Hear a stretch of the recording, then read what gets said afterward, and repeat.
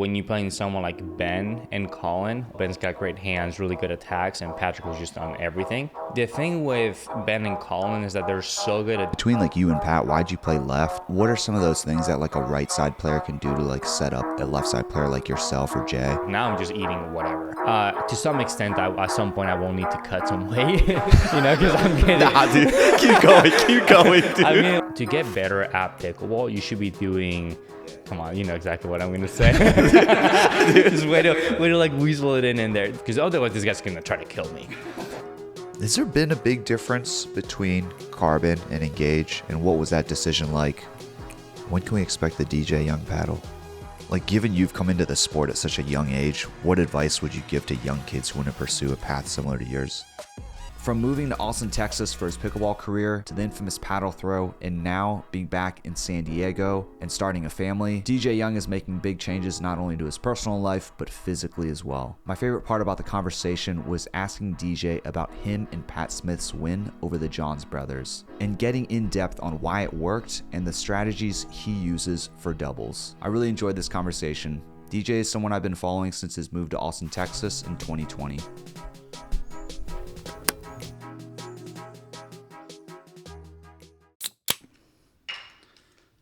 Candid photo. Dude, you're looking huge in this photo. It's just the lighting. Oh, dude, the chocolate. Chocolate? The chocolate. We got to... Yeah, that's actually, I like open up to check on it. So it actually came from Honolulu Pickleball Company. This guy named Jam. He like sent me a bunch of paddles and stuff. Okay. But yeah, dig into that, Dude, man. I will. I'm gonna snack through it as we podcast. I'm gonna try it real quick. Yeah, dude. Are they all the same? Yeah. Oh yeah.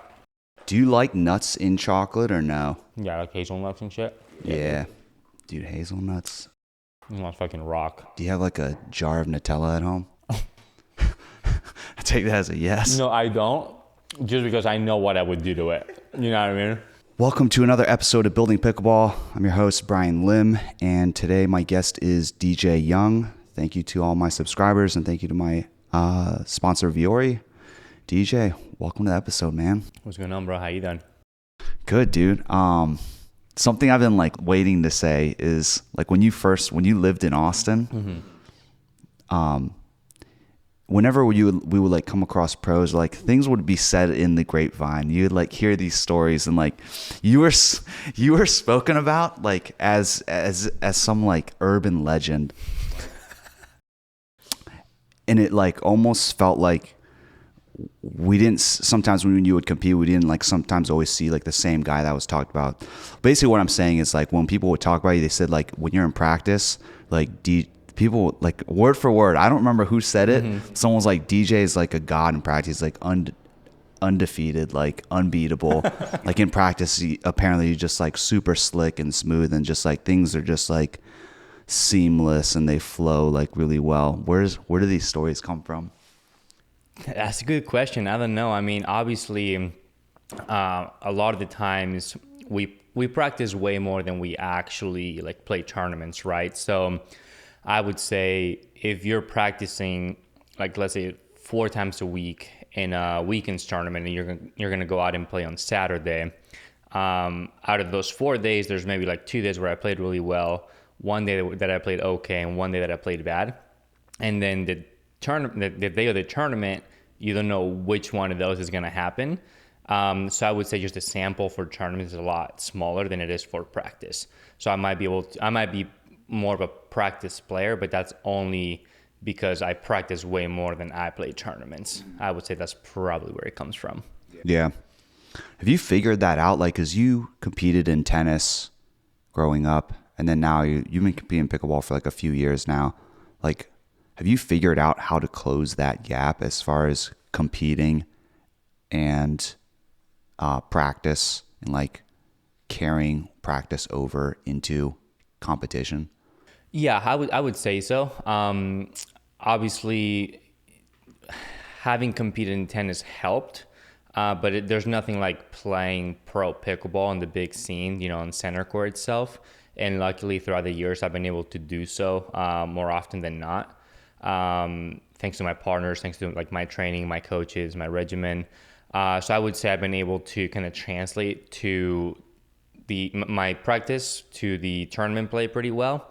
But then again, like if one Saturday morning you wake up and you're not feeling it, something hurts, you're having some issues, or maybe you're just like, your timing just a little bit off. There's just not a lot you can do about it. But just try to play around the weaknesses that you have that day. But then again, like I said, like a lot of the times, it's just a one-day tournament, and if you're off, and you try your best, but sometimes it just doesn't go your way. Have you been in like slumps in the beginning of like a competition day, and then you've like come out of it? You've just like triggered something throughout like your mind or something like that? Yeah, absolutely. Especially back in like 2022, where I was playing a lot of APP. There will be a lot of the times where I would get lazy in the morning and I wouldn't wake up at the right time. I wouldn't eat the right things. I wouldn't even drink my coffee the right time, and not to mess with jitters and little things like that. And so I would start slow, but as the day went through and I got more comfortable, more used to the food that I was eating, or maybe that was like done and now I'm eating healthier at 12 p.m., or the jitters are no longer there, then you start playing better and better throughout the day. What do you like change throughout the day? I don't think I would change anything necessarily. I think just the fact that now your body's been awake for 3 hours, 4 hours. Now your mind is like awake as well. Maybe the caffeine that you had at 7 a.m. when playing at 8 a.m. is no longer there. So like your timing becomes a little bit better because you get a little that feeling when you're like jittery almost. Yeah. But I wouldn't say that I don't really change anything. It's just the preparation coming into an 8 a.m. tournament. It's not, if I'm not doing it great and I'm still at the tournament by 11 or 12, then all of that kind of goes away at the 7 a.m. mark. And then once it's 12, then it's kind of forgotten. Then I start playing different pickleball. Oh, so it's just like a matter of like time and things like easing and like timing of the body and like the day. Yeah, for sure. Like if I'm having like an Einstein Bros bagel at like 7:30 a.m. and I'm playing a match at like 8, like I'm not gonna feel great. Right? I'm still digesting. I'm probably tired. I'm probably somewhat full, so I'm not feeling great. And then once that goes away, then it kind of turns into a different like mode, like a different level. Well, dude, you've had like definitely some like highlights throughout your career. I think you and I talked about before. Like some of them was like playing with Callan Dawson, Newport Beach PPA in 2021, and then you and Callan beat Ben and Matt and got silver. Then also like something more recently was beating Ben and Collin with Pat Smith. Mm-hmm. Beating the Johns brothers is like always like a great win considering like the resume. But man, like Pat Smith, he was like injured, and then he's also like, I guess in pickleball years, kind of like a veteran. It's cool to see him coming back now. Like he had a good set of games with Jay. Like that's another example of like what was going through your head during the match with Ben and Collin, because it was already like 0-6, I think, in the first game. Like what was going through your mind there, and like even leading up to that match? Yeah, I would say for me personally, going into the match, it's always a little easier when you're playing someone that good, because I know that my skill level is there. And when you're playing someone like Ben and Collin or a team like that, you're kind of in that like practice mode mindset where you're like, I got nothing to lose, right? So when you're just kind of going in like, if I lose, nobody's really going to talk about it. If I win, everybody's going to talk about it. So you go into the match thing in like a little different mindset, to the extent of like, yeah, you have nothing to lose, and if you play well, it's great, and if you don't, it's like, okay, well, Ben won again, right? It's not a big deal. So those matches are always a little easier mentally, because if you lose a match that maybe you're not supposed to lose, then that, kind of hits you harder. But if you lose to Ben, it's like, he's so good and he already beats everybody anyway. You're like, okay, I'm just one more, right? But when you win, everything kind of escalates a lot more. Yeah. So those matches are not that difficult to go in my opinion, just because of that reason. That said, on the other side of the coin, Patrick played unbelievable. Like, there's no way I could have won that match without Patrick. His hands were on fire, and there's not a lot that Ben could do, because usually Ben kind of like gets away with attacking the person in front of him really well. Ben's got great hands, really good attacks, and Patrick was just on everything. So even though I was playing the left and I was getting a lot of credit for that, I mean, Patrick did at least half, if not more, of the work. Yeah. Yeah, he had like some really good gets and stuff too. Like you guys just stay in the points. Something that I noticed is I feel like you and Jay use drop volleys a lot. Yeah. Yeah. Usually, like most pros are like, don't do it because then you're just inviting people up to the kitchen. But of course, it's very contextual. Like if you're great at it, like you and Jay, and it's like making the ball, it makes it very difficult for anyone to like even get to the ball. Even if they do, they're gonna have to like pop it up. Why? Did you use it more frequently in that game because you were like across from Collin? I think I'm probably one of the drop volley users that use it the most anyways. The thing with Ben and Collin is that they're so good at defense, especially Collin, right? Like he's known to just like he can reset with his eyes closed, right? Like he's just resetting everything perfectly. So like to do so, he already has to be leaning back to some extent to be able to like relax and kind of like, hit those reset volleys really softly into the kitchen. So in my opinion, sometimes it's better if you just do a really good drop volley because it takes away his strength, which is, putting the ball in a very uncomfortable position for me to hit a really good shot, right? Because he not only he like resets it in the kitchen, he also hits really shallow, which makes it kind of like bounce less, right? So then like if I try to go for too much and I'm hitting it out or deep, right? Or maybe into the net. So a lot of the times if that ball is coming in high, and luckily for me, I have like long arms and I'm kind of a, decent sized human, I'm able to reach in, hit a drop volley. Now I have him running in forward, maybe not as imbalanced, maybe he's not as quick as he's as good at resetting. And so I just thought that was a pretty good strategy. And Jay, like you said, uses it really well as well. Yeah, it makes a lot of sense. Like Collin isn't the most mobile of all the players, not necessarily the most mobile. You kind of like see it happen in like mixed, and you saw it in that game. Between like you and Pat, why'd you play left? How do you come to that decision with that partner? Yeah, with me and Pat specifically, me and Pat had played, I think, 1 or 2 tournaments in the past before. And there was one that we played PPA San Clemente. I don't know if it was 2022 or 2023. I'm not sure. But we did really well. We beat Tyson and Jay. We beat Callan and Tyler. We beat Spencer Smith and Johnson Cola. We beat some really good teams. And so I think for us was just kind of looking back at how we did that and just trying to repeat it or mimic it, and going back and thinking about it, watching some videos that are on YouTube of that specific situation or scenario. It just showed that me playing a bigger role on the left, kind of like what Jay does with Pat, was what made the most sense for us. Because as you can see this year, right, like Jay and Pat being back together, they play really well together. And even though Jay takes a lot of the court, it doesn't take away from like Pat doing a lot of the work itself by setting up Jay really well and having Jay play on the stretch. So we used a very, very similar strategy going into our tournaments together, just because I feel like we both play our best that way anyways. When you mentioned like Pat setting up Jay more, what are some of those things that like a right side player can do to like set up a left side player like yourself or Jay? Yeah, I would say for me specifically, when I'm playing with Dekel, for example, and I'm playing the right side, I like keeping the ball basically not far away from Dekel. Right, so I like keeping it close to Dekel. So whether it's in front of me or whether it's going middle, that way Dekel can get big.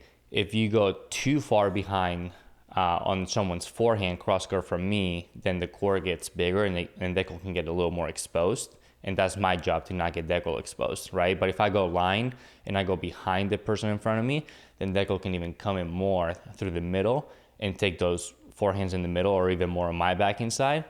Going middle, same thing. So just kind of like shrinking the court, strategically speaking, makes a lot of sense for somebody like Dekel or Jay that like to take so much of it. Dude, we were just talking about the content stuff. Why aren't you sharing this on your page? I'll clip this for you. Okay, perfect. Sounds good to me. Yeah, I'll clip this for you. Dude, that's super interesting. Damn. Yeah, no, I don't know if I've heard someone talk about it like that, like shrinking the court, which makes a lot of sense. Yeah, for sure. I mean, someone that shrinks the court really well, it's Callan, for example, right? He can put the ball in such specific parts of the kitchen, even if it's not just like behind someone. He can also hit it really, really shallow in front of somebody, so there's like not a lot of room to work with, right? And that's kind of like his strategy is like, I'm gonna hit my dinks as short to the kitchen as possible, so if anyone tries to attack, everything is gonna be up here, so now they can hit down on it, right? So it's like, it's just very, there's a lot, it's like chess, right? Everyone says pickleball is like chess sort of thing, and it's true. It's my job, whether I'm on the left or whether I'm on the right, it's not to win the point, it's to not put my partner in a really, really bad, messed up situation, right? If I'm kind of playing freely and I'm doing like stupid things and my partner gets killed, then we're probably going to lose anyway, right? So my goal has always been to hit shots that I feel like my partner should be able to handle. And obviously or I will be able to handle. Obviously, I'm not going to be able to succeed every single time, but being aware of that, so I'm not putting my partner in a, compromised situation. What are some like obvious examples of like compromise, like putting you and your partner in like bad positions or situations? Yeah, I mean, if I'm on the right side, one of them would be like dinking way too far out wide, right? If I'm just, the more I'm dinking cross court or further out wide, the more my partner needs to shift, and then my backhand's in the middle now, which is not ideal. It's not bad, but it's not great, right? We probably want to keep Deckel's forehand in the middle more than my backhand, right? Yeah. Another one would be if I'm hitting too dead of dinks. So like short hopping is fine, but I don't want to like short hop and make it bounce high and make it bounce dead, right? Then it just kind of sits, and then now Deckel would have to like kind of guess or something like that. So I want to put my shots in a certain specific spot on the court, so my partner doesn't get uncomfortable, basically. Yeah. I want to keep my partner as comfortable as possible. Yeah. Kind of like minimizing the opportunities for like your opponents. Yeah, exactly. It's like you're not like, okay, do I have to cover here or here? Like especially if the left side player. Right. So if you're on the right side and you're going cross court, if you're not trying to go too far wide, like I would assume like more your cross court opponents like forehand, are you trying to like look for more like inside foot or like putting the ball like more like directly in front of them? Yeah, for sure. But it depends, right? Like there's so many things that go into just hitting a dink. Like it's depth, right? It's speed, it's spin, and so forth. So I would say I just don't want to go, if I'm playing with Jay, for example, or Deckel, I don't want to dink too far away from their right foot, right? Because then that opens up the court down the line. They can go middle, they can go body, whatever it is. So I could dink to the right foot. I could dink, I guess, like between their legs, right at them. I could dink at their left foot. And then just within those three spots, now I can vary. If I want to hit a slice, a topspin, a short hop, I can do short in the kitchen, I can do middle of the kitchen, I can do deep past the kitchen, just kind of depending on who I'm playing against. But when you start messing with speeds of the ball and you start messing with spins, now you have a bigger repertoire, basically. Yeah, dude, your ball manipulation is like crazy. It's also like, they call it like pre-contact cues. It's like usually whenever you're like practicing, you're like looking at a lot of different like pieces of body language, right? You're looking at your shoulder, looking at the way the person moves their body, looking at like the paddle face and the paddle angle. It's like, dude, whenever you're like people watch you play, or at least when I watch you play, it's like crazy. You'll be looking like you're gonna do one thing, and then like you're holding it, and at the last minute, like the ball just kind of goes somewhere else. It's a little it's a little misdirected. Yeah, I would say, just within, like, you're just not hitting a ball. Like a lot of the times what I try to do, especially hitting forehands, is like I try to like make up a story, and then I give you a different story. So I try to like show you something and go for something else, right? And that way I might catch you like leaning back, or thinking it's gonna go hard on your body. I might catch you like leaning to the left, and I'm going to the right. So it might not make you miss, but now it might make your dink a little bit worse, which is good for us, right? We're just looking for like very, very little percentages of trying to get on top of each other, basically. Yeah, it's like kind of like you can kind of see that in like fighting. It's like fakes and feints. Yeah, like very like misleading. Especially boxing. Boxing is a lot of that. Like a lot of Yeah. Or even basketball, like pump fake, like Yeah. it's a lot. It's everything. You're trying to tell a story that's not really there, basically. Yeah, you definitely notice that on like the higher levels. It's like things are more like drawn out in a sequence, and you could kind of think of it as like in boxing, it's like combinations rather than like at a more like amateur level, it's maybe like one shot or two shots, but then like sequences at the higher level, it's like we're using the one to set up like a hard right, and then using that right to set up like your left hook. Mm-hmm. Dude, you did mention Callan. I know you guys like play a lot too, and I know like in the previous podcast we've talked about how like his dad, Steve Dawson, who anyone listening, he's also like someone very well known throughout the community as well. They own and run Bobby Riggs. It's a whole history there with how they got you into pickleball. But dude, what is it like playing with Callan? Because like as a spectator, you're like, dude, that guy like doesn't really miss, and he's like everything seems it like can kind of seem passive in a way. It's just not like super aggressive. But then when you're talking about the way he dinks, you're like, it's shallow, but he also like moves it around crazy. Like if the ball's coming this way, it looks like he's going to go back that direction, and he just like half volleys it to the other direction. Mm-hmm. And like you're starting to see now his hands are starting to change a little bit more. Like his hands are starting to get like a little bit more aggressive in some ways. Yeah. Yeah, dude, like what is it like playing with Callan? Yeah, I mean, I personally love playing with Callan. We go way back. Funny story too regarding Callan. I don't know if I was like 13, 14, 15, 16, whatever, somewhere around those lines. And he was on his way to being a firefighter. He was like training really hard, like maybe even working for them at the time or whatever it was. One of the first times that I truly like met Callan, and he shows up to Bobby Riggs. I'm like done playing tennis, and he's like shaved head or whatever it was, just like ripped out of his mind. I thought, in my mind, I was like, dude, he's like the coolest guy ever. It's like we go way back. Obviously, I don't think that anymore, and I just tell him all the time. But yeah, playing with him, it's really fun. Like he's like actually really funny. But the thing with Callan is that he doesn't have one mean bone in his body. Like he's just like the nicest guy. Like he's helped me out so much, right? Like Steve's helped me out a lot too. But like anytime I went out with Callan for like lunch, dinner, breakfast, like just to get like something at 7-Eleven, like he's like, dude, I got it, bro. Like whatever it is. Like he always takes care of his friends and his people. So it's very refreshing to be around him. And then on top of that, he's just really funny. Like you might be, he says some stuff I can't repeat and on video, but we'll be playing some practice, or we'll be playing some like matches or whatever it is. And, he just has like the best one-liners. So he's just really fun to be around, and he's just super mellow, super nice. And then on the other hand, I feel like we are able to help each other a lot because our games are so like drastically different, right? It's like two sides of the spectrum that when we talk, and obviously we're very open to each other, we're really good friends.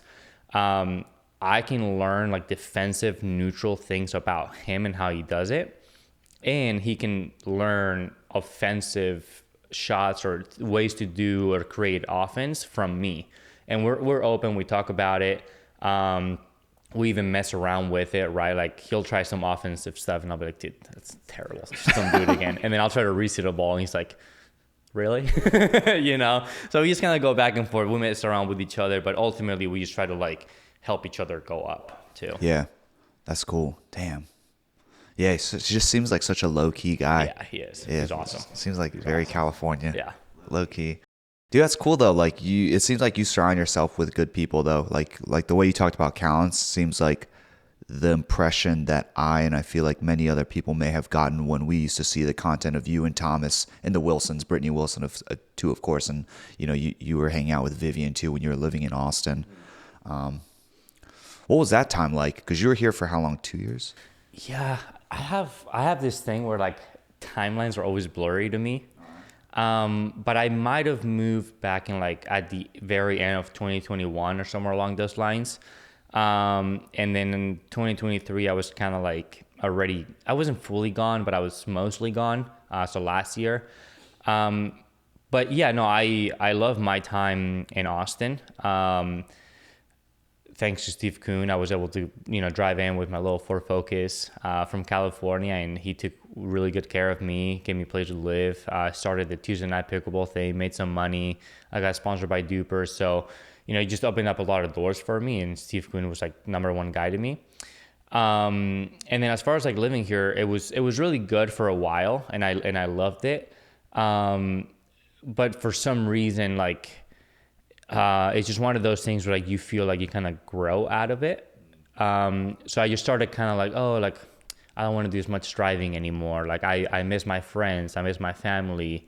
I just want to go to the beach, because I'm a California guy, right? So I really miss those interactions with like my friends, and I have friends here in Austin too. Like I get along with Deco really well, Zane really well, like right.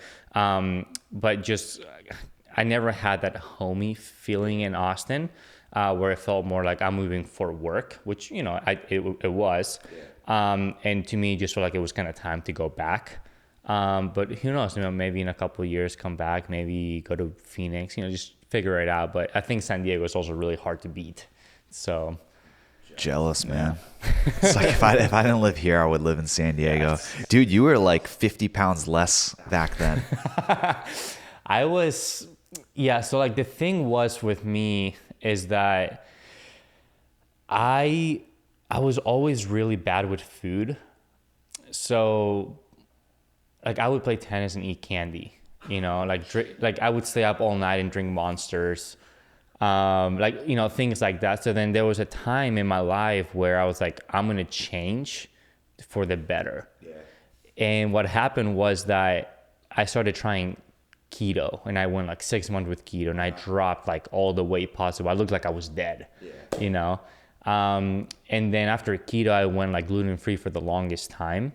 But the thing with gluten-free was that I was so strict that the things that I was eating just wasn't ever able to get enough calories. Yeah. So I was skinny. I was like cut, right? I was like skinny. But I just felt terrible all the time. Kind of depleted. Yeah, like I was just so tired. Like I never really drank enough water. That's something that I've been trying to get better at, right? So I'm not drinking enough water. I'm probably overdoing it on like whatever electrolytes I'm doing, because that's the only way I would drink anything. And then I'm just eating like some eggs, some like chicken, some rice, but like just not in like big portions. So I was like, I just couldn't put any weight in. Yeah. And then I was started feeling so tired all the time that I went the other round, like the other way completely. I was like, now I'm just eating whatever. Like I wake up pretty early, like 5, 6, and I'm just eating like English muffin with peanut butter, banana, and toast, whatever it is. And I'm making like a 3-egg omelet, and I'm making like some oatmeal. Like that's all before 10 a.m. So now I'm just like eating a lot. This is what's like happening now? That's what's been happening for the past like year or more. And I find myself that I just feel my best doing so. To some extent, at some point I will need to cut some weight, because I'm getting... Nah, dude. Keep going, dude. I'm getting a little too heavy for pickleball. I'm probably like 220 right now, like right off the bed. So I'll probably need to cut at some point. But then again, like... that's only because of pickleball, because I really do feel my best like doing this. Like I wake up, I eat, I feel good, I drink a bunch of water, drink some coffee, like I feel great. Like when I eat, it's just actual fuel. And like when I look back at how I felt, like, oh, I'm gonna fast this morning, and then I'm not gonna eat for like X amount of hours, and I'm having a little bit of rice with some eggs. I just felt terrible. I looked pretty good in the sense of like I had somewhat of a 6-pack going on, like my love handles weren't as big and stuff, but like like thinking about how I felt, like I just want to be as far away from that as possible. Yeah. So it's like I'm still trying to figure out that like middle ground, like, you know, balance, whatever, of like being cut, being in good shape, and feeling good without eating like 17 times a day. Yeah. You know, because that's just kind of what I do now. It's like I'll practice, eat. I'll wake up, eat, practice, eat, workout, eat. Like I'm just always eating now. So that was the biggest thing. And when I work out, like I worked out the other day with my friend Iker, and Pablo was there. Like, is he the one, Iker PB Pro? Yeah, Iker PB Pro. We're good friends. Dude. He makes a lot of content for me. Yeah, his content's sweet. Yeah, makes a lot of content for Federico. But we worked out, and like the thing when I work out personally, and I'm mostly hitting weights more than anything. Like I don't do a lot of cardio, even though I should. Is that I just go extremely hard every single like set. Okay. Like there's no like saving energy for the next set or saving energy for a certain exercise. Like I just go as hard as possible, and if I gotta pull the weight like with my entire body, so be it. But I just like always go extremely hard. Are you working with a trainer? On and off. On and off. What do they say about like going to failure? So they don't love it, because what happens is the more you do it, like the more injured you could get, especially with how much I train and practice right now, because it's really all I do. That said though, like they understand that certain people, that's just how they function, right? So you can't, like, I feel like when I talk to them, like they're like, yeah, we don't love it, but like if that's how you are and that's how you want to do things, how you function, then we can't tell you to do otherwise. Yeah. Right? So then when I do my workouts with them, they're very more what's it called? They're dedicated towards like footwork, plyometrics, like ladders, like jumps, sprints, like things like that. So they will never ever make me do weights. We'll do a lot of like single leg work, little things like that. But then on my own, I just love like hitting the weights. It's a good feeling. Yeah, it is a good feeling. And I find that when I'm playing somewhat of my best pickleball is when I feel confident, and when I feel confident is when I'm just like strong as shit. Yeah, you could say. You know, so it's like that's kind of how I feel now. Like I just feel so strong, and I walk around and I feel like people notice me, and I'm just like, yeah, I'm the man, right? But when I'm like tiny, I mean not tiny because I'm still somewhat tall, but when I was like smaller, I was like, I don't feel good. I'm not strong. You know, I might look okay, but it's like I can barely lift anything, and I'm just tired. So like the confidence goes a long way. Yeah. Damn, that's super interesting.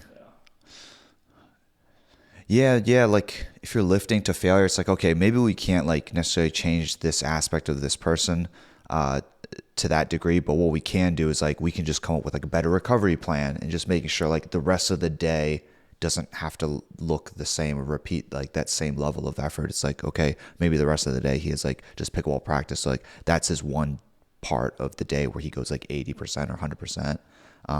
Damn, that's interesting. I don't work, or I've never really worked with anybody full time. So it's like a lot of times they don't really fully know what I'm doing anyways, right? Like they don't know how hard I'm really going. It's just whatever I say, like, oh, I did this morning, I'm kind of tired, so we're going to focus on like leg work today or whatever it is. Where if I was fully working full time with somebody that, you know, has, or they have my attention, or I have their attention at all times, and they'll probably look a little bit different. Because I also feel like as far as strength goes right now, I'm probably the strongest I would ever need to be for pickleball specifically. So yeah, at some point it'll go down, it'll focus more on like leg work, cardio, endurance, like being quicker. But right now I'm like focused on like just getting stronger. Yeah.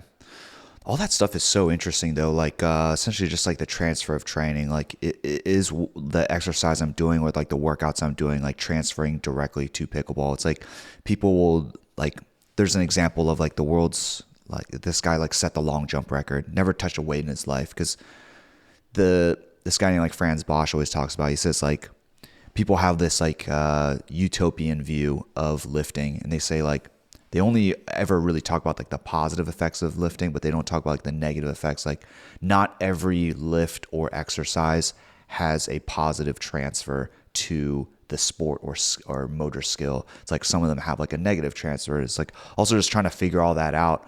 But like, what kind of lifts do you enjoy doing? Like, yeah, I'm just curious because I've lifted since I was like 15 years old, and I've like always loved it. Yeah, I mean, the ones that I enjoy the most have nothing to do with pickleball. Yeah. Like, for sure. Like, the ones I enjoy the most is, like, anything to do with military press. Okay. Anything to do with, like, anything back and biceps I love. Like, anything rowing, I'm, like, so strong at. So it's, like, what I enjoy the most. Yeah. Like, if I do face pulls, I'm maxing out the machine. It's just what it is. I'm maxing out the Face weight. pulls are great, man. But I don't think those like translate to like pickleball. I mean, like you gotta have a strong back, but my back is probably strong, pretty decently strong at that point. So those are like the ones that I enjoy the most of like doing, and those are probably the ones that I lift the most weight anyways. But really, like, to get better at pickleball, you should be doing a lot of like single leg work, a lot of like rotational stuff, right? Like rotational is huge. Correct. Like you also need to be flexible. You probably want to do like speed work, anything lateral movement wise you want to do, which I do, just not to the extent that I do more weights. But then again, like at some point I'm going to like, like basically like flip flop, right?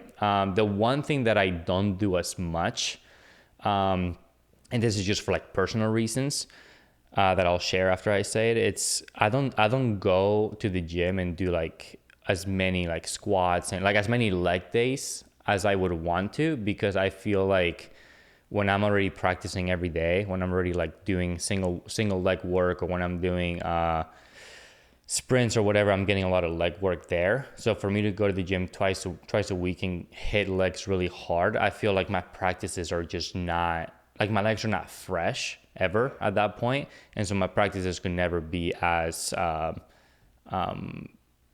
good as I would possibly want them to be when my legs are just tired all the time. No, you're definitely onto something. Whether like you came across that on your own or like someone else told you that, it's like same idea of that transfer of training. So also like contextualized training. Like if you want to gain more like action capacity, like the ability to perform or do things within the relative environment, what you want to do is more of that specific environment. Like doing more squats and doing more like power lifts probably it will be effective, but more effective would be spending more time on the court, because then you're getting like contextualized like repetitions, and you're also getting like, if you're also like practicing at the right intensity, right? Like you're treating games as like 90% intensity, then that transfer will be greater than if you were to be like in a gym doing like squats or doing like rear foot elevate split squats, Bulgarian split squats, RDLs, anything like that. So like, no, you're right. Like it makes sense to, I think being in exhaustion and fatigue is also good into some practices, but for the most part, like you're right, like get the reps in. The quality reps are going to come from your time on the court, because your body is responding to that specific context, and like that transfer is going to be greater than being like isolated and like lifting in like a gym or things like that. Yeah, absolutely. And the last thing that I would add to that is that, at the end of the day, like I'm playing pickleball, right? Like I need to be good at pickleball. I don't need to be good at lifting, right? So it's like, to me, like, there's a pyramid of like things, right? And the very first thing is like, you need to just be really good at the sport.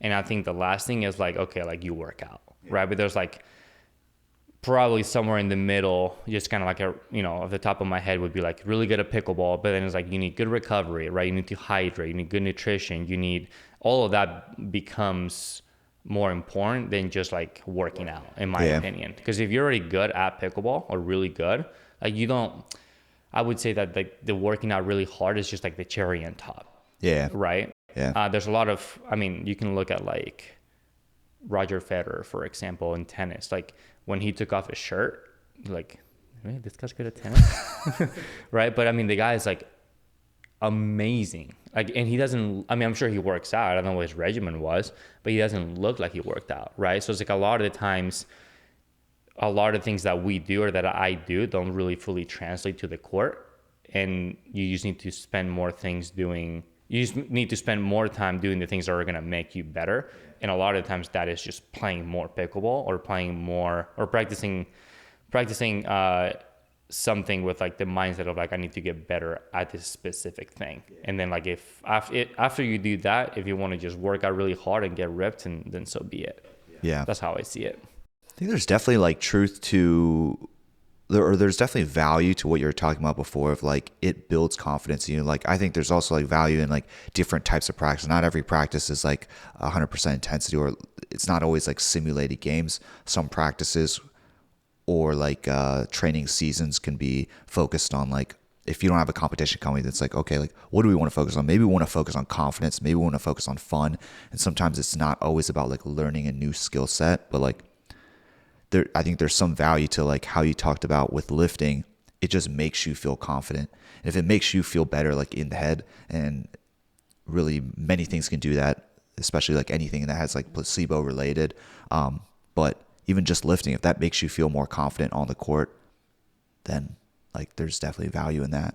Yeah, absolutely. And for everyone it's probably different, right? For me, it's like, obviously, like I don't want to get to the point where I'm like just massive, just walking around like, let me hit a dink this way. You know what I mean? Like I don't want to do that.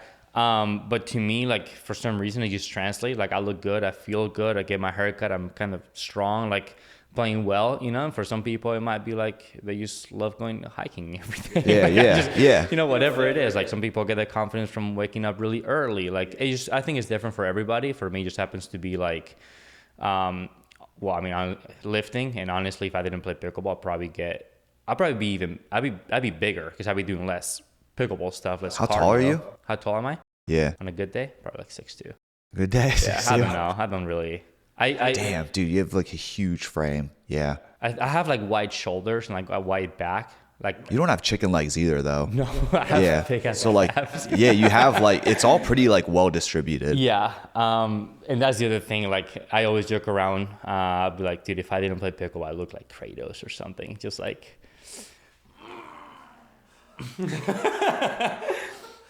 When I'm a lot more conscious of like what I eat and what I drink, like when I'm like actively working out.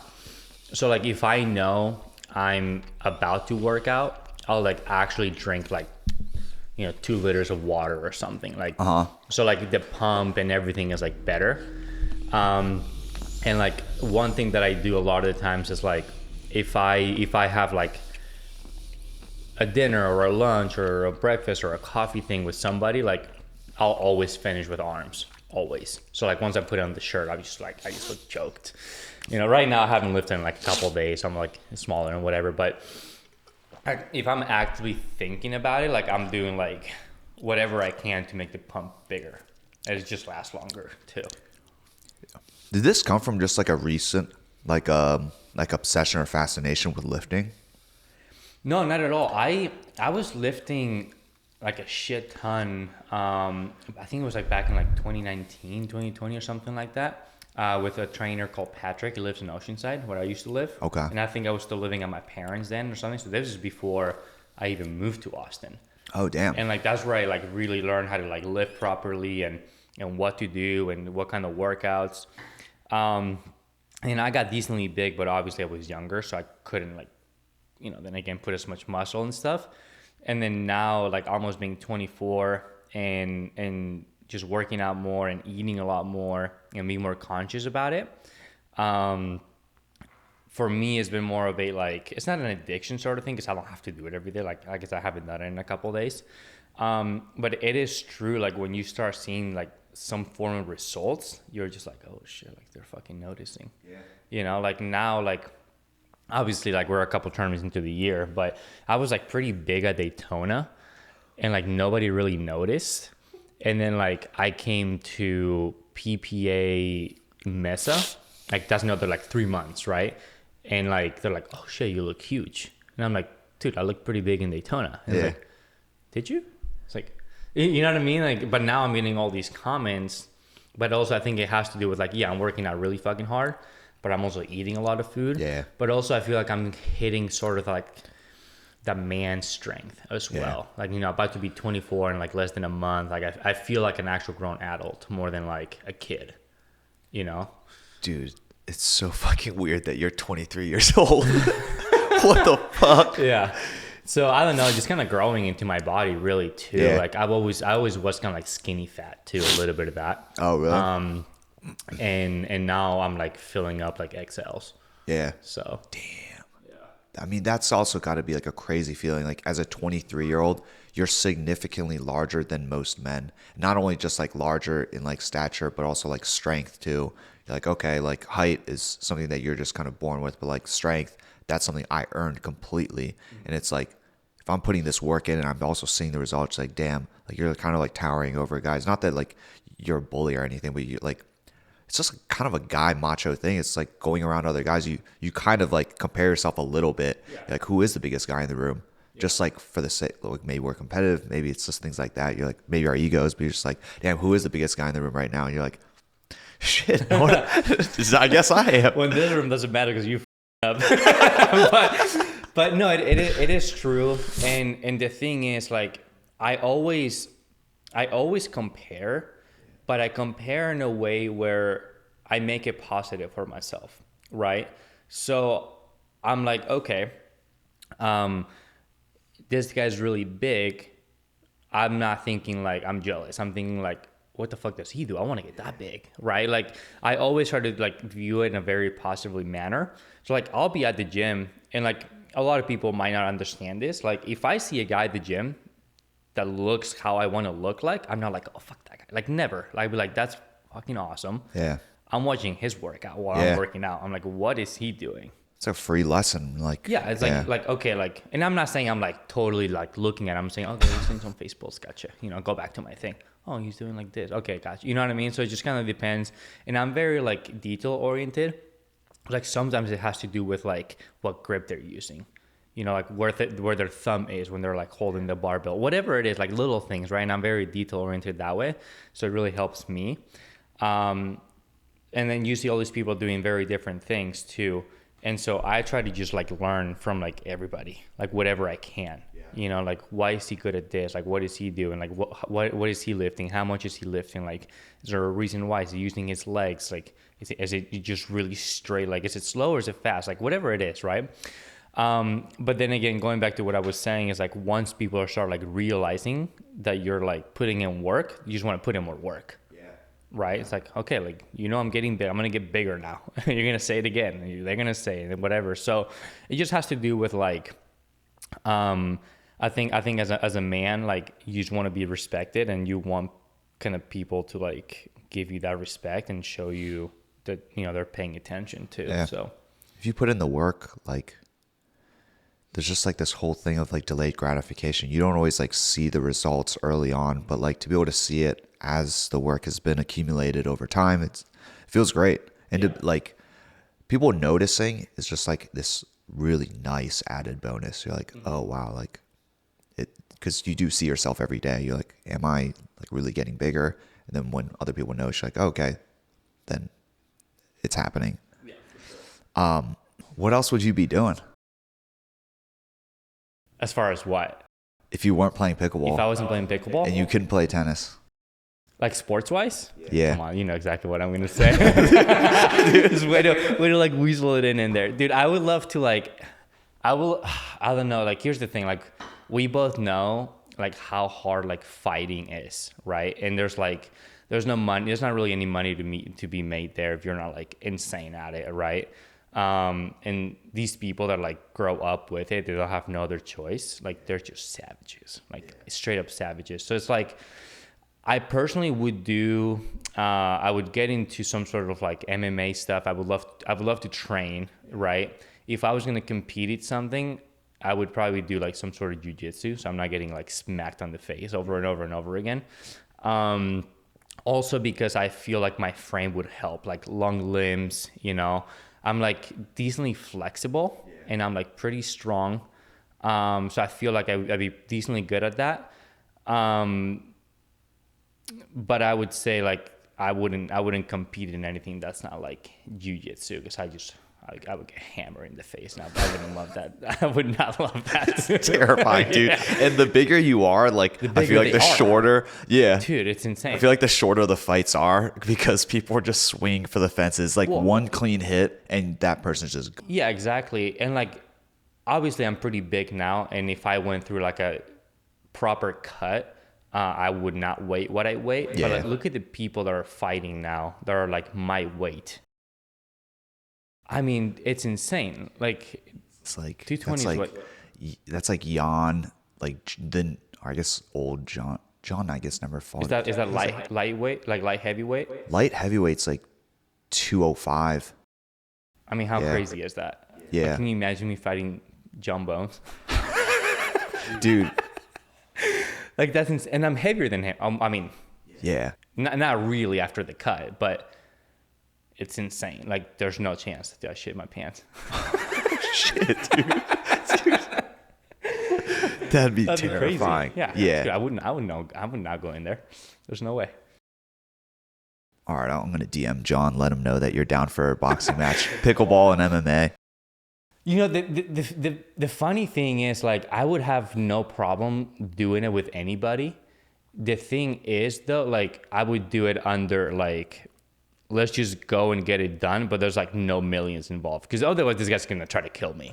Like, I would get into a boxing ring, I would get into like an actual like cage with anybody, considering like once I'm knocked out or something, like, it's over. But that said, like, for me to go in and try to fight John Jones for like money, like, there's no chance. Like I would not go in there. But in a different setting, I would. Yeah. Maybe a grappling match. Grappling would almost be like even more humiliating. But like, you've probably seen him grapple. It's insane, like, what he does to people. Yeah, I mean, we can go into a whole different, like, Khabib, right? He's just like mauling people, dude. It's insane. Dude, he's probably weighing like 205 now. Yeah, I mean, apparently he's thick now. That's the thing, and these people are so insanely strong, and it's like anything, right? Like your weight. Obviously, your weight matters and stuff. Like, the bigger you are, probably the stronger you can get, right? But the way that, like, they use their body. Yeah, it's the idea of like leverage and stuff. Exactly. Yeah. And how they like read things and how they feel things, like, it's just completely different, right? It's like the same thing. You can translate it to pickleball, right? You can have someone like Hayden, for example, that is not a very big human. He's not like strong, but I mean, he hits the crap out of the ball, right? There's like so much so much strength in the legs, and there's so much like rotational and stuff that add into the power that he can get, that like it all translates. So UFC, whatever it is, grappling is the same thing. Like, I mean, someone that's like 160 is still gonna like fuck me up. You know, because they're just so strong everywhere. How's it been being back in like San Diego, Carlsbad, and then now you like, is she your fiance? Fiance? What's it? Courtney? Yeah. I remember I like had seen her when I was helping film with like Julian, when you two played at Dallas. It was last year. Yeah, she was there. Yeah. And then you guys have a kid on the way, right? Is it a boy or girl? Little girl. So that's why you've been getting big. So you protect her when she starts dating and stuff. Absolutely. I went out to breakfast with one of my really good friends from high school. His name is Nick. Obviously we're not as close anymore because life happens, right, and stuff. But he sees me for the first time in years, and he goes, "You're having a kid, right?" And I'm like, "Yeah, dude, absolutely." And he's like, "I would be terrified to date your daughter." I was like, "What do you mean, dude? You know me, I'm super chill." And he's like, "I just know if I do something wrong, you fuck me up." Yeah, dude. And I'm like, but it's funny because, like, for me, I mean, I'm so mellow, right? I'm super mellow, and I'm pretty nice, right, for the most part. And like, I feel like I look at myself and I don't think I'm that big, right? Like, I don't know why. Maybe I'm not. Maybe it's because I see it every day. Maybe I feel like I need to be bigger. I don't know what it is, but like, I feel like people are looking at me and I'm like, this guy's massive, and I'm like, I'm really not. But my friend's just really funny. It's like, I just be terrified. I wouldn't even shake your hand. I just run. Dude, it's the tattoos. Then you got like your big dude. you don't have like this like innocent, you don't have like a baby face or anything. You got this like Khabib beard. You got like the Dagestani beard going on. I'm gonna shave my mustache. It's like everything's like, yeah. How's it been being back in California, and like what is it like now being like 23 years old? I don't know where you are really in your career. You're definitely not. Yeah, you're somewhere up there. Like I don't really know what you would call at the point that you're at in your career, but you're definitely like still doing great, right? Yeah. Good. I got you. Yeah. So basically, we're back in Cali. My fiance is born and raised from San Clemente, right, where they have like close to the PPA Lifetime San Clemente area. It's a nice area. And then I was not born. I was raised in Oceanside. I'm born in Spain. Moved to the U.S. When I was 13, so 2013. And we are living in Carlsbad. So we basically got a 3-bed, 2-bath, like 1,500 square feet, renovated, like awesome place. We're really, really happy to be there. So we have our master room, we have baby room, and a guest room, which is really all we need. And honestly, like being back in Carlsbad has been like really, really refreshing. Because like I don't really believe in balance, but having someone by your side that is just like amazing, it just makes things so much easier, right? Like having someone that just like supports you, loves you, like wants the best for you, and then is willing to just even sacrifice things about her that just to like make the relationship or make you better is just great, right? And then I reciprocate, or I try, right? Like she's just too good. I got really lucky. But yeah, we made the decision that we thought it was best to be back in California, close to my family, close to her family. We have, her name's going to be Layton. She's due April 1st. And to be back in Carlsbad. And I just told her, like, you know, I want to be in Cali, but I don't really want to be in Orange County because I don't know as many people there. And if I'm going to be the one like training and working out and bringing home the money and stuff, I just want to be a little more like local to like what I do and what I know. Being able to practice with Callan, Hayden's in town all the time. So yeah, we're very, very fortunate and really happy to be back in Carlsbad. That's dope, man. Yeah. How'd you meet Courtney? Here we go. Yeah, no, that's a funny story. So she's actually like a pretty good pickleballer. It was a minor league event at Dreamland. Okay. In like sometime in 2022, I think it was. Yeah. And she was playing for, I don't know the name of the team, but she played for a team where I was hosting the 2 guys in her team at my tiny home. On the like property, on the right? property. So they were staying with me in the tiny home. How'd you fit? So I had a loft in the tiny home. So I put one like bed up there, and one of them slept there, and the other one slept on the couch in the living room. So, you know, one day basically like I hosted them, that we went down to the courts, we practiced together, and then I didn't know who she was, but she came from the airport straight to the courts, and then we ended up playing a game together against the 2 guys. We beat them, blah, blah, blah. But yeah, that's like the very first time that I met her. So that's kind of like how it started-ish. Did you know at that moment, you're like, damn, like I'm going to shoot my shot? I actually didn't. I actually didn't at all. She was really shy. And I tend to like mess around with people that are really shy, because I'm not shy, right? Yeah. Like I just kind of go around and mess around with people or crack some jokes, whatever. So she was really shy, so we just like, you know, make some comments, whatever. But what happens is when you're the way that I am, like you don't know if they like you or if they don't like you. It doesn't matter if it's a guy or a friend or a girlfriend, whatever it is, right? Like parents, like when you're just like start cracking jokes and you don't really care about how they're gonna react to it, like it could go very like different ways, right? And I think she was more into like, oh, I think school sort of thing. So that kind of worked out really well for me.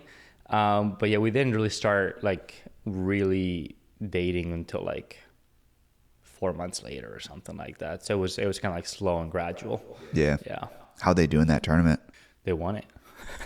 Damn, yeah. Dude, you're like the rabbit's foot. Yeah, exactly. She's pretty good. I mean, she used to be pretty good. I mean, she still play a lot? No, she's really pregnant. Oh yeah, that's Yeah. true, dude. She could be Bruckner, dude. No, Brooke she Buckner. she was really pregnant back in like Vegas PPA, and she played 5-0, 5-0 mixed and 5-0 women's, and she won one of them and got silver in the other. So she's pretty good. Like that's pretty good. Yeah. Damn. I know. Have you guys ever talked about like, if you can get to a certain level, then we can play together in like the pro bracket? No, but honestly, like I think that's why we work well. I think that's why we work together so well. It's because she has like zero, like she's not competitive at all. She just likes playing the game. She's super mellow, laid back, super easygoing. So she's like, she hasn't really aspired to be a pro or anything. She's like, I want to be a stay-at-home mom. Yeah. Perfect. And you know, a lot of the times when they want to be a stay-at-home mom, like it comes with a lot of very, very good qualities that come with it. Yeah. So Yeah, it was definitely like, it was like touching to hear that you found someone who's a partner who's like willing to sacrifice like parts of them in some way to like for the betterment of the whole, right? yeah, for sure. Yeah. And I do the same thing. Yeah. Not to the same extent because she's just like super awesome. But yeah, like every relationship is different, obviously. But for us, like we've been able to work out really well in the sense of like, we're both able to put things aside and compromise with each other and come to like some sort of agreement anytime, like, we're like uncomfortable with anything, which doesn't happen really very often, but it's very easy because we're both like, yeah, like you're right. It's cool. Like, one do it again, so it works out pretty well. Has there been a big difference between Carbon and Engage, and what was that decision like? Not really. I mean, both companies are actually, let me rephrase that. Both people that run the companies are extremely nice, extremely cool. Obviously, I get along with Garrett really well at Carbon. They make really good paddles, and we got along really well. On the other side, same thing with Josh and Robert. We get along really well. We text, we call. If I need paddles, they send them. Like, it's all good. The only reason why I left Carbon was because we were just having too many issues with like the paddles being like, I think at first it was like grit, right? And then they got banned. So I had to play with the Yola. And then after that, it was like the D-Land things. Then I had to go back to the original paddles, which were not as gritty because they had to like change that. And so like, it was just one of those things where I personally thought that it was best for my career to kind of move on if I wasn't able to play with the best piece of equipment that I thought I could get. And then again, like those paddles are great and I love the people and we're in really good terms. When I left, it was more like an amicable thing. Like, hey, like, this is where I'm at. Are you okay with this? Like, yeah, I totally get it. Like, no worries. If you ever want to come back, like, it's fine. So that was totally fine. And then Engage was one of those companies that I feel like we were both always interested in each other. Like even going back years, like nationals, Indian Wells, whatever, like, hey, like, let's talk, try to figure something out. I remember, I think I might've been working at like even a Bobby Race or something and they were like interested and that was like years ago. So before the move to Austin. So I think there was always something there. And I think, they always thought I had, the potential to be really good. And I always thought that they made really good paddles. So, there was always something. And then I was really happy to finally be able to work something out with them where we were both happy and, being able to work together. When can we expect the DJ Young paddle? That's a good question. I don't know. I mean, honestly, like, I think the only reason why I wanted my own paddle was because I thought that the logo was really cool. The two wings, I actually have them tatted on my back. Yeah. So it's always been like the wings thing has been always a thing. Like, kind of like the flying eagle was a thing for a while or whatever. I don't know if we'll ever make this step of like having my own paddle. I personally would hate the fact of like making my paddle and then like nobody buying it. Looking at the sales at the end of the year, it's like we sold 10. and you were 9 of them. You know, so just because of that reason, like if we do something, like I don't want it to be like selfish at all on my side. I want it to be like beneficial for both Engage and for me. And I just don't think I'm at a point where I would sell many paddles. I think I'm at a point where people would ask for a lot of free paddles, like, oh dude, that's sick, like let me get one, which I wouldn't mind doing, but then like that hurts Engage, right? So it's like that's not something that would really work out for anybody, and I wouldn't want to put Engage in that position. But if we're ever somewhere where I feel like they could make some money and I could just get something out of it, then great. But if not, I just don't think it's worth the time for anybody. How do you like your paddle set up? Like, how do you like it, like stock, and then what do you do to it afterwards? Yeah, I mean, the paddle itself like doesn't play different than a normal EX. So it's like the same paddle, it just has like blue on it because of my logo. So it plays great. I personally get them really light, probably 7.7, 7.8, something like that. So I can put a bunch of lead with it and not feel super heavy. But yeah, I get the paddle. I take out the stock grip, and I add one like Yonex white grip, and so you can feel the ridges on the paddle pretty well, so you know kind of where you're holding it. And then after that, I just put like 2 full things of lead tape around it. Shit, what does it weigh at the end? Well, it comes so light that it doesn't weigh that much. So I'll probably 8.5. Oh, okay. Yeah, it's not that heavy. But that's the thing. Like if the paddle came at 8.2 or something where it's like already heavy, now we're talking about what, like 9.1, 9.2, and I think that's pretty heavy. So I get them light so I can add that amount of lead tape, feel pretty comfortable, doesn't feel too heavy, still plays pretty poppy. So that's the only reason why I do it. But if it came heavier, then maybe I'd do one. All over the paddle. So it just really depends. What do you like about like different features of a paddle? Like, do you like them to have like more control, a little bit more pop or power? Do you like a high swing weight, low? Like, where do you like the twist weight, specific like shapes and stuff? Yeah, it's hard to tell just because there's always new things coming out, right? Like we're having like new paddles every month, or new companies coming out of nowhere having a really good paddle. I personally find that I played with a short grip, like standard grip, for so long with Pro Kennex back in the day that I don't really love the long grip paddles, and I'm already decently long, so I don't need as much extra reach. And I feel like with the standard paddle, I have like more surface to work with. And so like my blocks and stuff are a little bit better, and my hands are a little bit quicker because it's more compact. But you do get a little bit less like torque on the ball because there's not as much leverage to work with, right? Because of the grip.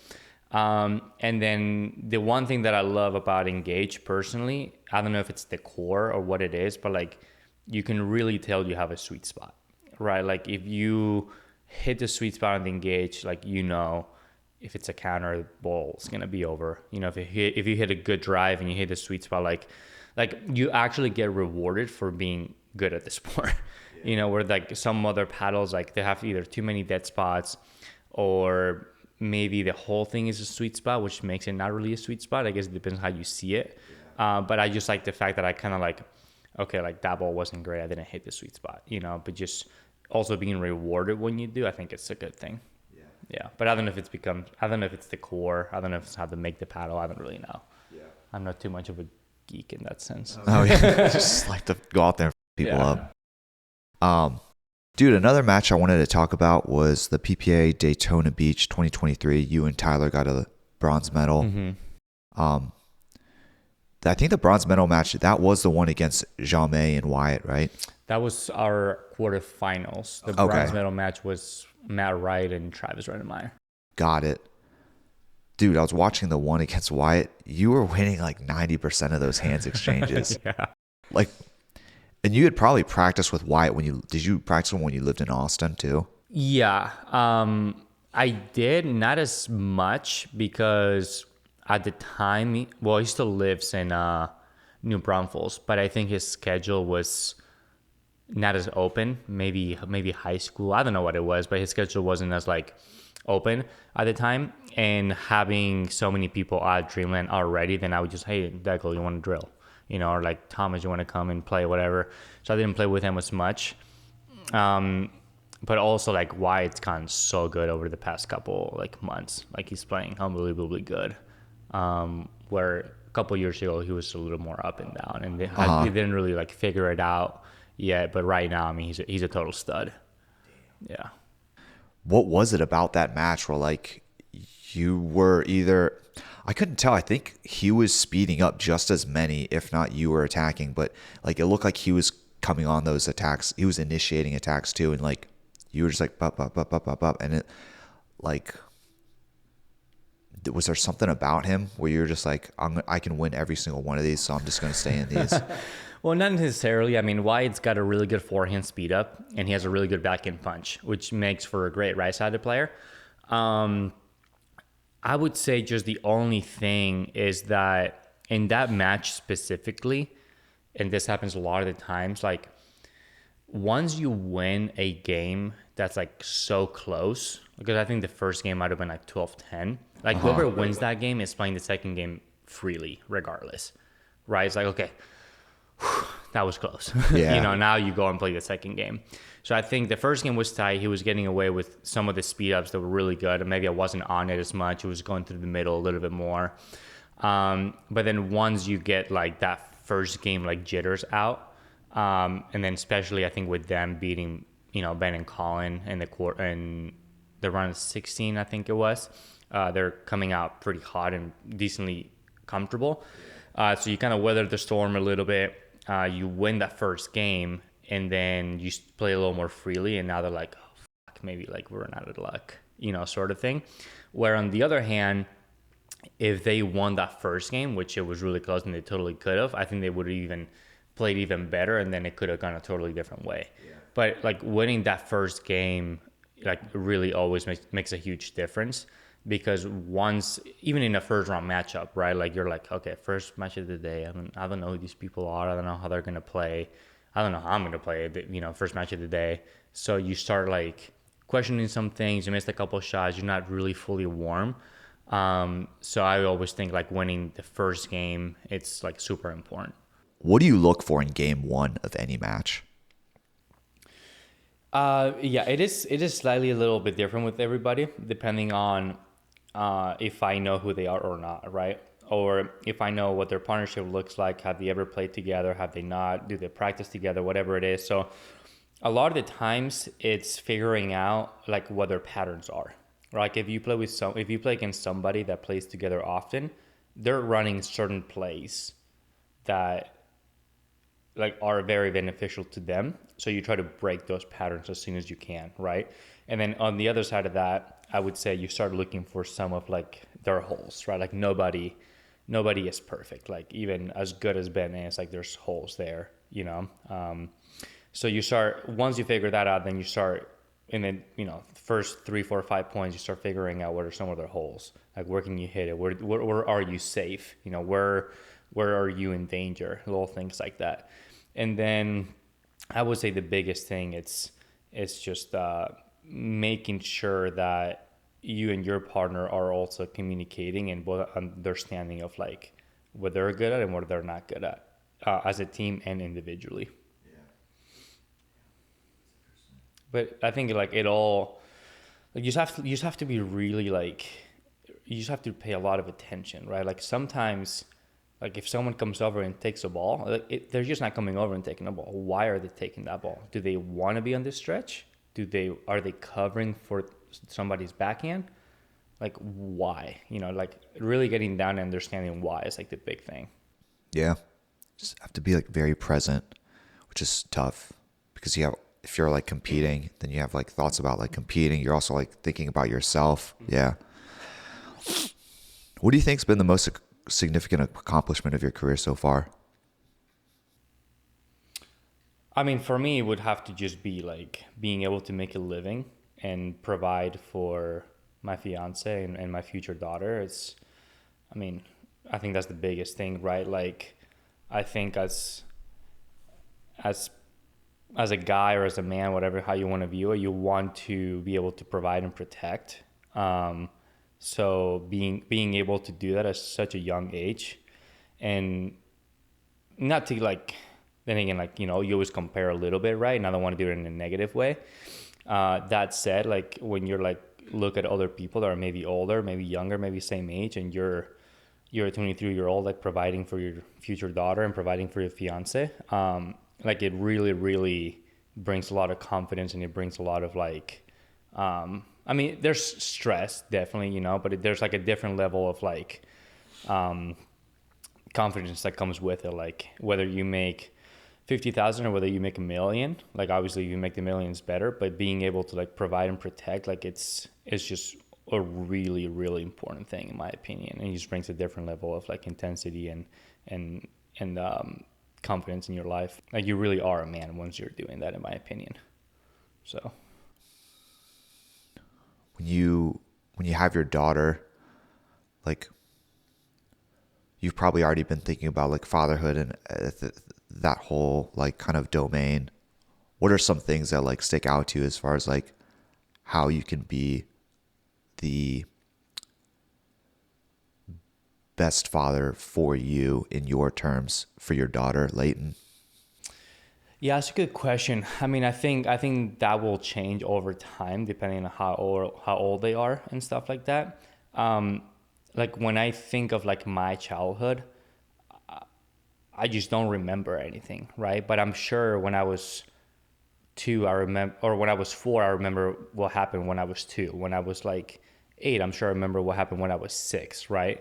So in the very first like stages of her life, I think just being present, right? Just being there, supporting my fiance, helping out, right, however I can, being there for like the first like Disneyland trip, right? Being there for like when she first walks or crawls or anything like that. So I think the very first thing would be being present, and then I'm sure as like she gets older and older, like that will change.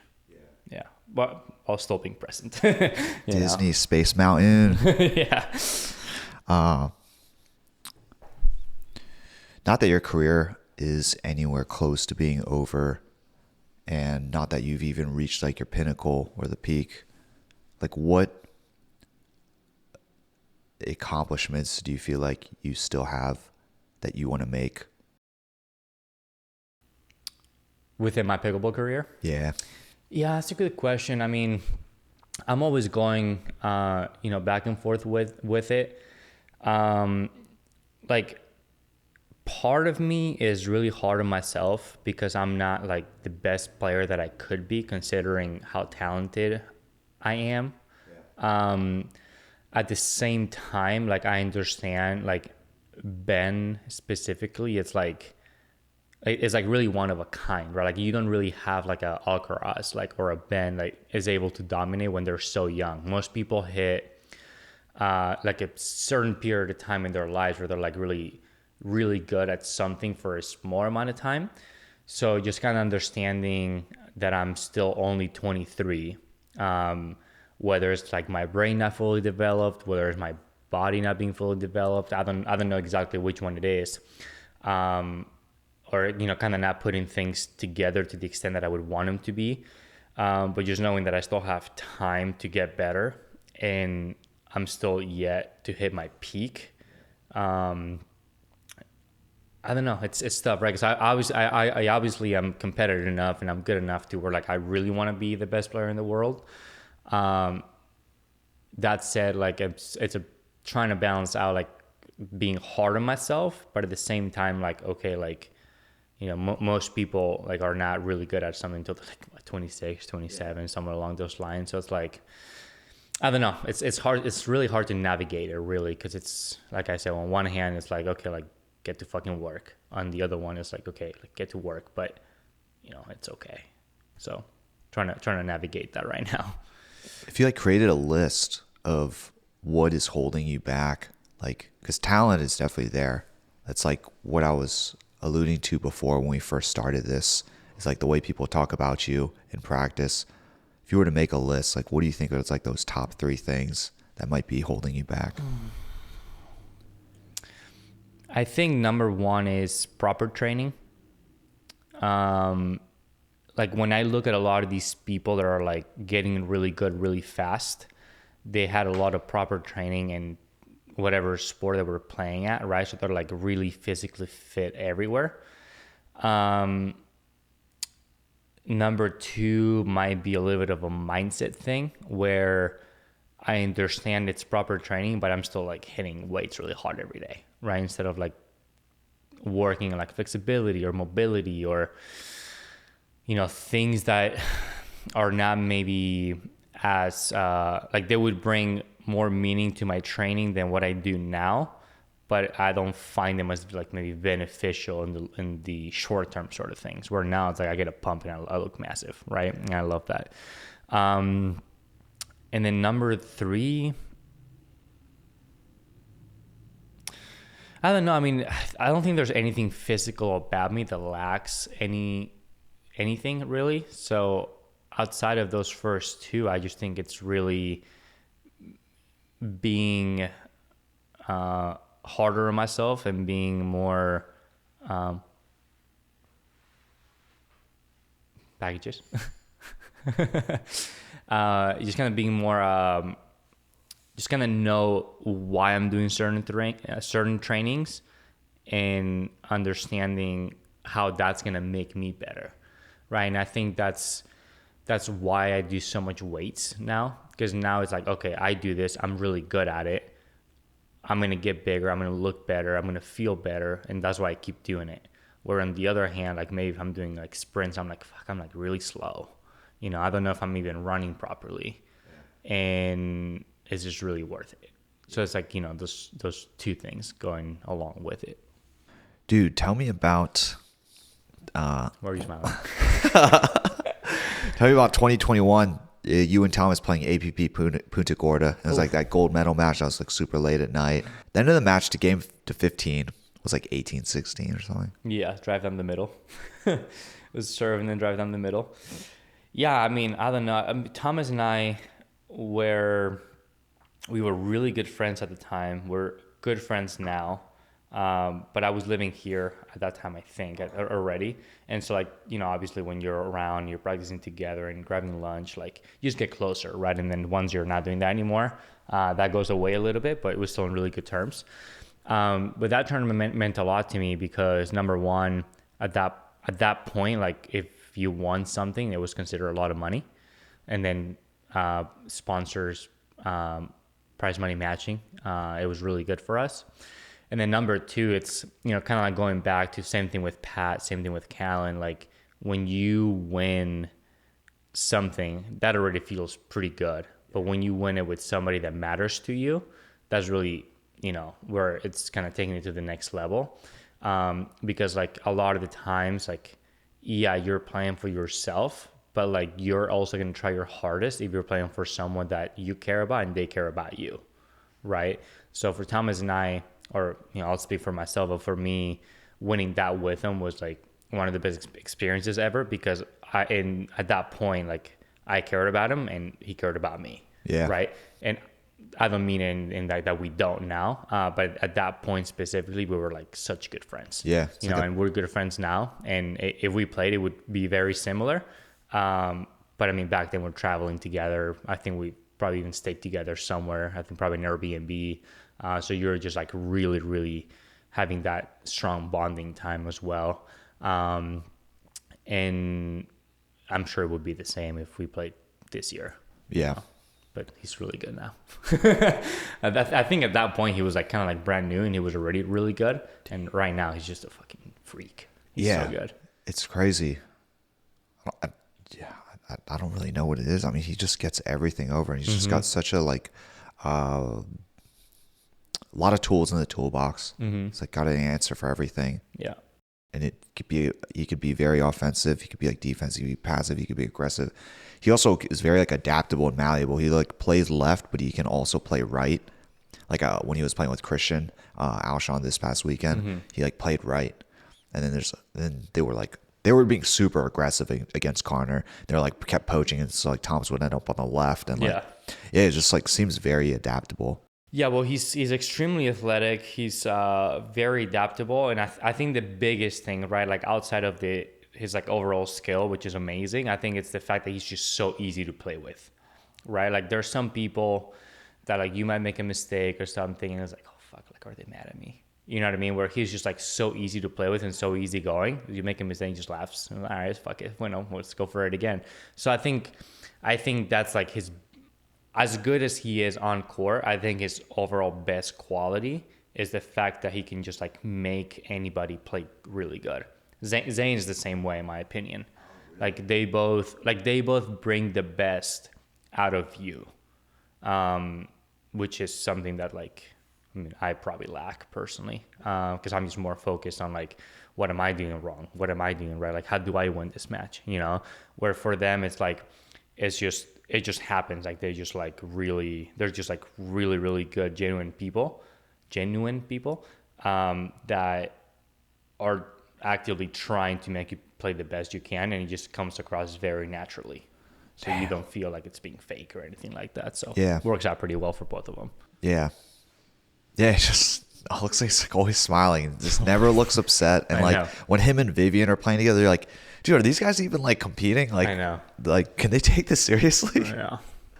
Damn, that's interesting. Oh yeah, what was the deal with that Rich Summers podcast that you were on?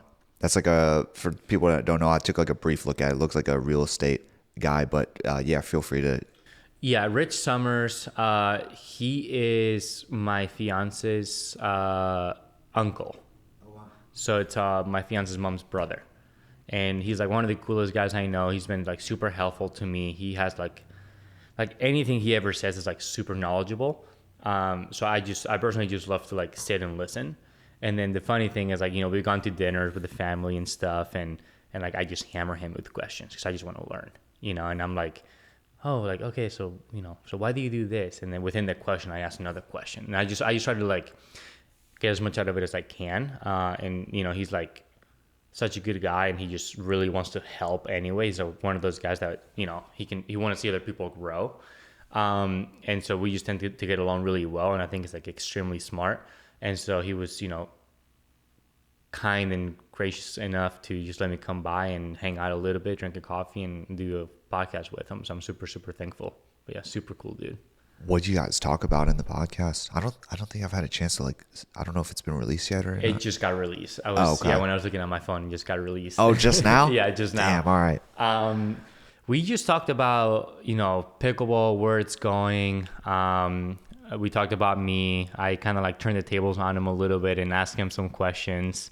And then, you know, we talked about, because obviously he's in real estate. So, you know, we kind of talked about like what we both and what I thought, you know, what's the best way of like going about investing in pickleball, you know, and little things like that, right? Because like he's huge on that, raising money, like getting places like hotels, like little things like that. So, yeah, I mean, it was awesome. He's like super easy to talk to. We get along really well, and he just always asked the right question. So it was, you know, it was one of the best podcasts I've been in, and this one too. Yeah, there we go. Dude, that investing stuff kind of reminded me of yesterday. The Texas Rangers had like the South by panel event, and there's like, of course, like all the players and stuff, but there's like investors. So I didn't know like Texas Rangers actually have like a pretty loaded investor group, or like the whole back and like their whole like team and their staff. Yeah. Like Lil Wayne is one of the investors, and like Kid Leroy, who I don't listen to, may have come across a song like here and there, but there's like Scotty Scheffler, and then there's also like people from like the tech side, like the tech investors. So Tim Cledge is a smart man. Yeah. He's awesome. I love Tim. Yeah. He's building up something like up north. Have you heard about it at all?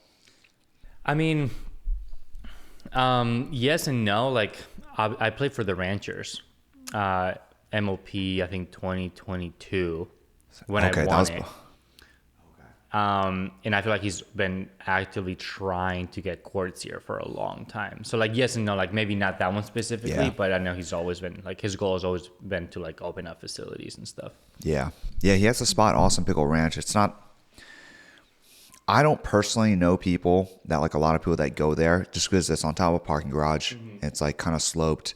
There's like one walkway. Like it's a great like idea in theory, but I think in practice it turned out to be like okay. Yeah. But you can't help but like at least have some respect and appreciation for the fact that he did it and he tried.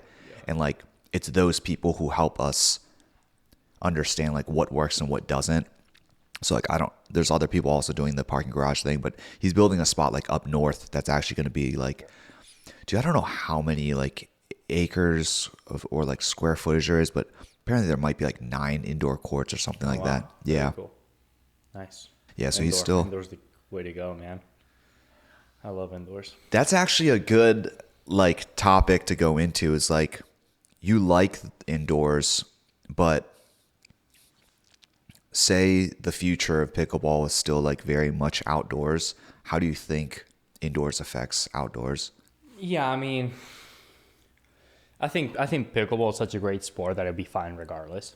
I just think that when you play indoors at a good enough facility, like the level of play just goes like up the roof, right? Like it's just so good. Like the level of play is just so good. The quality of play is so good that when you play outdoors, like the points are just not the same. You know, like points are a lot quicker. You have to be a lot more like precise with your shots. You can't really get away with anything. Like, you know, it's like, oh, you hit a good shot, win. It's, you know, points over. Especially in certain places where like the wind's really bad. So to me, like playing indoors, even when like the visibility is not as good, which happens a lot of the times, like it just makes for better points a lot of the times. It's just more fun to watch. You can do a lot of different things. There's more room for error. So I just think it's more fun to play and more fun to watch. Where like sometimes you go play somewhere, it's really winning. You're like, okay, this is pointless. Like, what are we doing here? Yeah. You know, where indoors that would never really happen. Yeah. The only thing that I guess like from a competition perspective is like just not having the variability of like wind, or like the constraint of wind and like sun and lighting conditions. Just like those random things that. But do most sports have them though? Like wind and lighting like issues that affects it as much? I don't know. Like I never I've never been serious into tennis. Does that tennis have that issue? I mean, it does, right? Anything outdoors, it will. Yeah. But I just don't think it's as much. Oh. Like I really don't. Where like I said, like anything wind related to pickleball is like nearly awful. Right. Yeah, dude, it's so I mean, bad. like how many times, I don't know about you, but I can mention a lot of times where I'm like, it's too windy and everyone's like tanking and everyone doesn't care. And it's like, okay, this is stupid. Yeah, playing a tournament this past weekend, the winds were probably like anywhere from like 12 to 18 miles an hour. And Yeah, it's like, exactly. It's like also became like an equalizer. You're like, this team might be better than us, but if they can't adapt to the wind, then it gives us like an advantage. But also if we can't adapt to the wind either, like. Yeah, but even at that point, like even if it does become some sort of equalizer, which might be good in a way, like what's the quality of play like? You know what I mean? It's such like, a shit show. Like, okay, you hit 2 shots over the net, great. You go, like, I don't know. Like to me, it's just like the overall quality is not as good. Yeah, right? people don't. Yeah, it's less of like the traditional like conventional pickleball. It's just like whoever has the wind in front of them is gonna rip the ball. Yeah, and it's gonna stay in every time, and you're just gonna get frustrated, and you're like.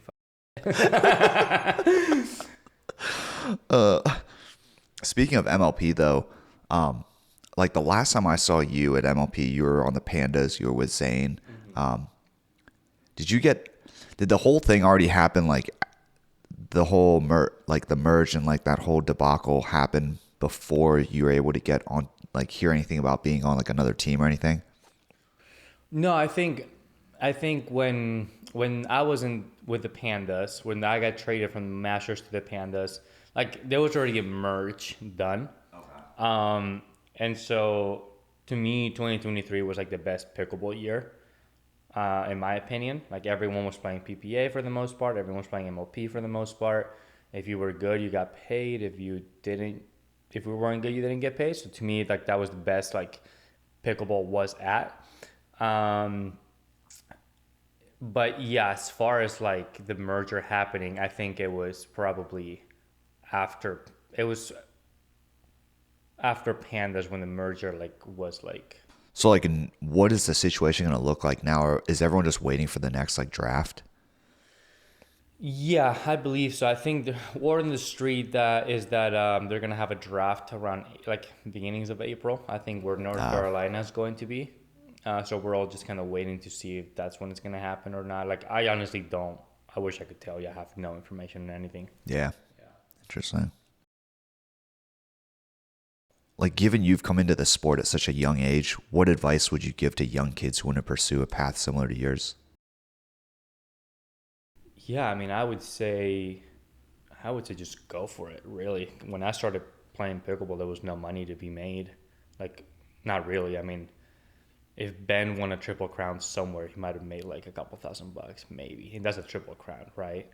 So like there was really no money to be made, and I never won a triple crown. I've done a couple like two crown sort of thing, like but even when I did, there was not a lot of money involved, and so I would say that like if you truly enjoy and love doing something, I would say like whether you want to pursue pickleball, whether you want to like pursue something else, like if you really love it and you want to give it a go, like just go all in. You know, when I moved to Texas from California, I think I got in my car, I packed some clothes, got like a TV and my PS5 at the time, and I just left. You know, because this is really what I wanted to do, and I didn't care. How much money I had at the time. I didn't care how much money I was gonna make. It was more of a like, I truly love this, and I think at some point it could pay off. Right, nothing's gonna be paying off overnight, but it's like really truly what I wanted to do. And some people thought I was crazy when I just grabbed my car and like left, but you know, here we are now, and I'm doing pretty well, and I'm decently happy for the most part, right? So yeah, I would say if there's something that you really think for yourself that it's gonna work out, and so do it. You know, other people don't know how you feel about things, so just go for it. Exactly. That's a good thing. Like, when people start looking at you like you're crazy, like, dude, that decision is wild. Like, you're like, oh, okay, that's the green light I needed. Yeah, exactly. Like, this is the right thing. If I'm doing something like so far out there to some other people, then that means that there's a probably like a good enough amount of like somewhat like insanity and like belief in myself that I'm doing something somewhat unconventional. And if that's a path less taken or road less taken, then that's a good thing. Yeah, absolutely. What impact do you want to leave on pickleball? um I mean, I just want people at some point to be able to learn and grow from what I was able to like give them. Really, you know, like I love playing, I love competing. I like what it gives me in return. So if anyone else is able to somewhat have some sort of path that is similar to mine, and they're happy with it and it pays off for them as well, I think that's like the best thing that could possibly be. Who are you playing with this weekend? I got Allie Phillips. We're playing qualifiers tomorrow. And then if we do well, we play Friday. And then I have Big H, Hayden Patriquin damn. for men's. So, I mean, I love him. We're just gonna talk so much shit. And then like the thing about Hayden is that like, I mean, I don't know how tall he is, but he's not very big. But he plays like he's Deckle. Like he plays like he's just like 6'5", huge, just like all over the place. I mean, and he's just so fun to play with. We practice together all the time. Yeah. So as soon as he starts chirping, I start chirping with him. You know, just like support him, just be his right side goat. You know. Dude, he's fucking awesome to watch. Like, this past weekend in Minnesota, like, it was crazy to watch him and Leia come back from like a 2-9 deficit into the second game or third of the match, and he just kept going down the middle, speeding up down the middle. You're like, oh my Yeah. god, are they gonna like solve this problem? And they just like never really did, or it took them like 6 points until they did. What do you like? What is it like practicing with him? With Hayden? Yeah. It's really fun. Like the thing is, for me personally, like there's nothing you could possibly say that's gonna bother me, right? Like it doesn't matter who you are.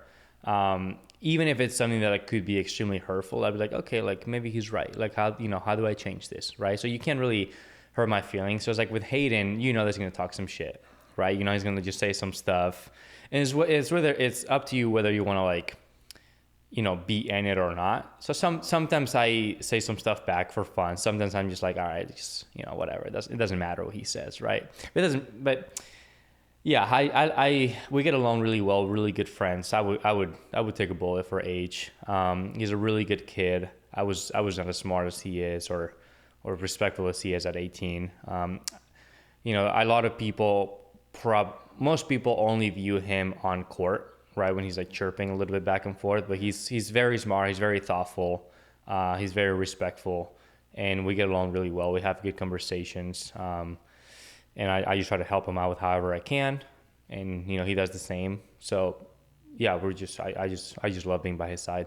That's dope. Seems like a cool kid. Also seems like he's like playing his career pretty well, as far as just like finding a way to stand out without trying to be something he's not. Like everything that he's doing kind of comes off as if that's very much like just him. Yeah, we need more people that are kind of like flashy, more outspoken. You don't really, I guess you don't really hear him talk, but like on the court, he's just a little bit, he seems louder in a like figurative way. He's also like just kind of like flashy. Of course, he plays great. Not try to take anything away from that. Yeah, he plays awesome. Watching him play is just like, damn. It's a big personality. Yeah, big personality. Which is good. Is what we need. I mean, whether it's pickleball or live or whatever, it's like, like the bigger the personality, the better, right? And the good thing about Hayden is that he's just a genuine person. There's a lot of noise, in my opinion, nowadays, where like people just say things to like create noise and be talked about and whatever. And Hayden, in my opinion, just stays true to himself, and that's just how he is, and he doesn't give a shit about what anyone else thinks. So it's good. I just love that. That's good. Yeah. He shouldn't. I hope he stays that way. Oh yeah, something else I was gonna say earlier was like the investor thing about like the Texas ranches and the sport, and like how you got Rich Summers, who's like on the real estate investment side. It's like I was on the South by Southwest panel, and one of the questions that I didn't get to answer was like, one of the people was like, how do we get the sport to like keep growing? I was like, I think that's like a really good point, is like this cross-pollination of people outside of pickleball. It's like you got your like Rich Summers, who's like on the real estate investment side. He gets you on his podcast.